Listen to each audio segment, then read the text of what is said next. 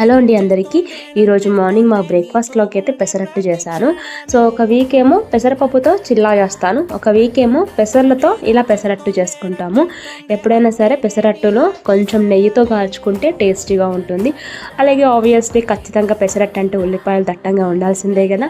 So ఇక్కడ ఏంటంటే ఒక చిన్న టిప్పు, జనరల్గా పెసరట్టు క్రిస్పీగా రావాలి అంటే కొంతమంది ఏం చేస్తారు, పెసర్లతో పాటు కొంచెం బియ్యం కూడా వేసి సోక్ చేసి రుబ్బుకుంటారు. కానీ బియ్యం వద్దు, బియ్యంతో చేసే రెసిపీస్ బ్రేక్ఫాస్ట్ వద్దు అనుకునే వాళ్ళకి బియ్యం స్కిప్ చేసి దాని ప్లేస్లో కొద్దిగా మినప్పప్పు వేసి చేయండి, చాలా బాగుంటుంది, మంచిగా వస్తుంది, టేస్టీగా వస్తుంది. సో నేను ఇదివరకు బియ్యమే వేసేదాన్ని పెసరతో పాటుగా, ఇప్పుడు బియ్యం స్కిప్ చేసి మినప్పప్పు వేస్తున్నాను, చాలా టేస్టీగా వస్తుంది. తప్పకుండా ట్రై చేయండి. ఎప్పుడు పెసరట్టు చేసా దాని కాంబినేషన్లో కొబ్బరి చట్నీ చేసుకోండి, బాగుంటుంది.